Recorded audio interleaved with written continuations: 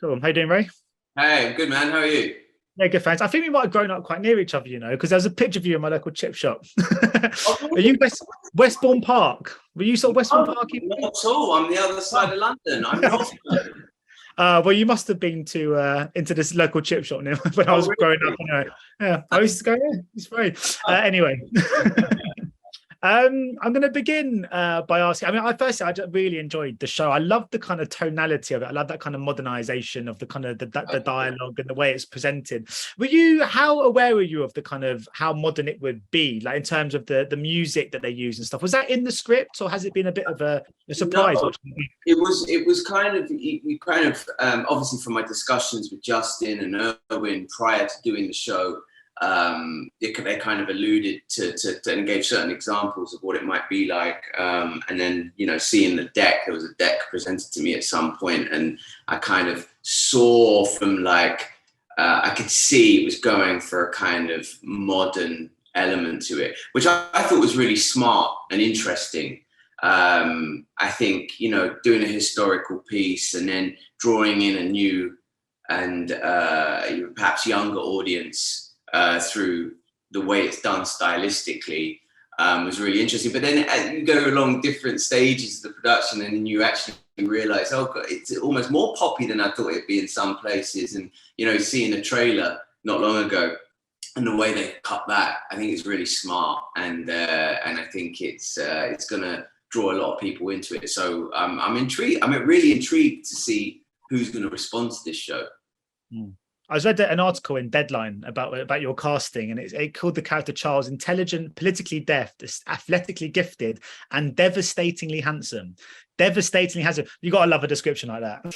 I mean, for someone that honestly doesn't feel that way or see that in any way, shape, or form, in fact, the complete opposite. I received that and I take it.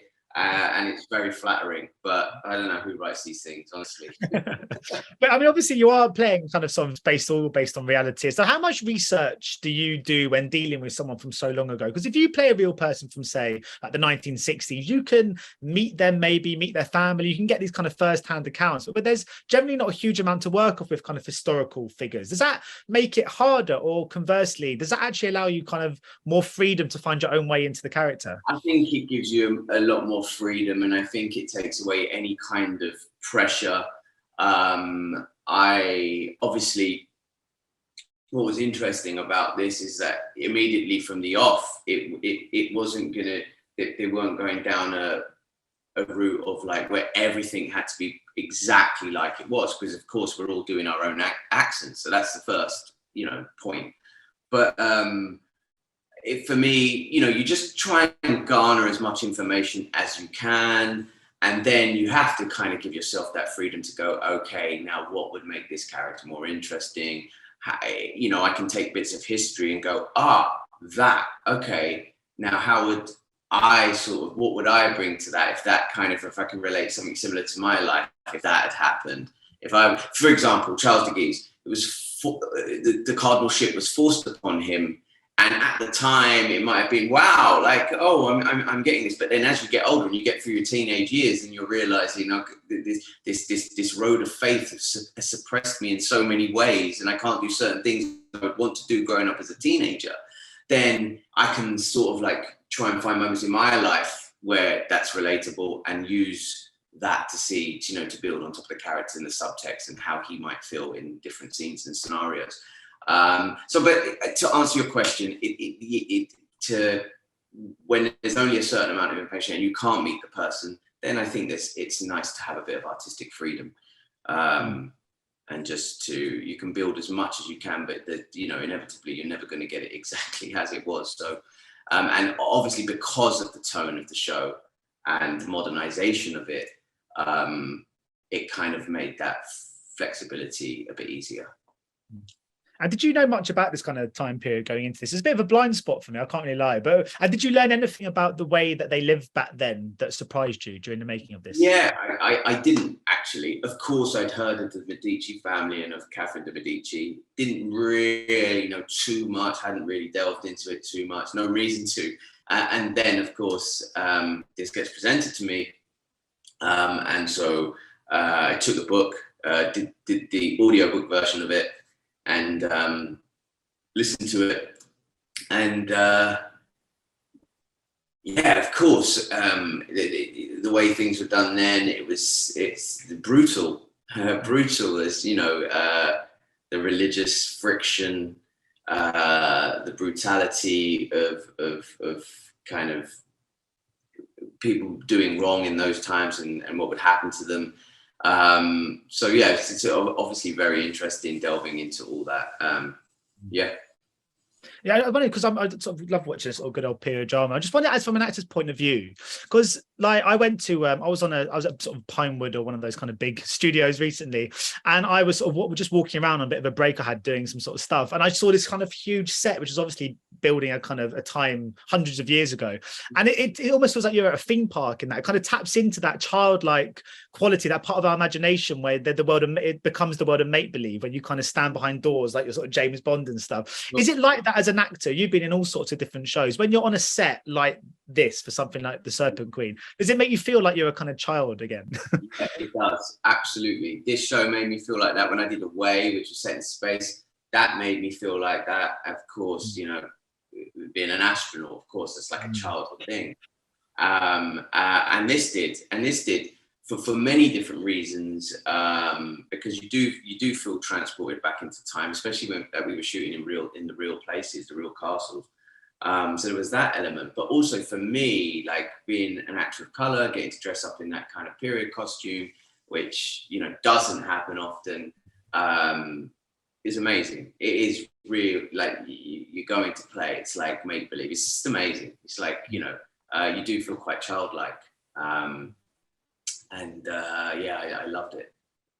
And I wanted to ask. That's going to ask. I love that part of like being able to dress up in ways that you would never. So yeah, sorry. No, I wanted to ask about Charles Dance, because obviously my first introduction to your work when I was younger was Ali G, where you worked with Charles of all those kind of years ago. How was it seeing him again on this? Have you seen much of him in the interim, and how? Because I guess it must be quite strange having that kind of something so early on in your career and something now, and kind of I just wondered about that. Yeah, I mean, I didn't get to see him on Serpent Queen, and I haven't seen him in, it must be 21 years now since Ali G, but I haven't seen him since then. But I have been lucky enough to see the first few episodes of the show, and I think he's fabulous in this. He's fantastic. I mean, but he's just an amazing actor, isn't he? And he's brilliant in everything he does. But yeah, he's definitely a far cry from what he did. I always hope, even if you guys aren't in the same scenes, you might all be on set on the same day, but I know it doesn't usually work. No. It's such a big cast as well. But no, it was all very fragmented in different times, unfortunately. You've had, I mean, he's just one of so many remarkable collaborators across the years. I mean, obviously, look, recently there's been Stephen Graham, but you're going back to IDG, Sacha Baron Cohen, the likes of Danny Boyle. Is there anyone you've worked with in your career that you think has left the most kind of indelible mark on your career, and as you as an actor as well? I think the experience of working with Stephen recently was incredibly memorable because of the style of which we were working in, and you know, we were doing something that was improvised. It was done in one continuous take. That I really truly felt working with him. I was watching a master at work, like a master of the craft of acting. He was, I mean, I'm sure you'll agree, the performance that he brings in that is stunning, and it was just amazing to see. I don't think I've worked with an actor that, I mean, first of all, you have to be completely present because you're doing this in one take, and we are semi-improvising it. So you have no choice but to be completely absorbed and immersed in that present moment. But he was so in it, like, and when you're going sort of toe to toe with him as an actor, it's like, there was like something very special there. Like there was some kind of, I can't really explain it, but you really, I felt like I'm in the presence of someone that is really like a master of the craft of acting. So that definitely left an impact on me. Hilary Swank was another one who was just so generous as an actor and really it's full of like nuggets of information. She understands a set like no one else I've known. She knows how to do every job on that set, and it's just incredible. I felt like working with her that you're looking at a future director, really, actually, because she's so in tune with everything that's going on. But again, like, you just learn different things from different people, and I've been really fortunate, especially in recent years, to work with people that have taught me so much. So they're two experiences that really stand out. Oh, brilliant. Well, some great films come off the back of great performances like that as well. But thank you so much for your time today, Ray. Thank you. Nice one. Cheers. Bye-bye. Ladies and gentlemen, you're watching Hey You Guys! Hey You Guys, huh? Hey, you guys. Is that from the Goonies? It is indeed, yeah. Nice. Hey!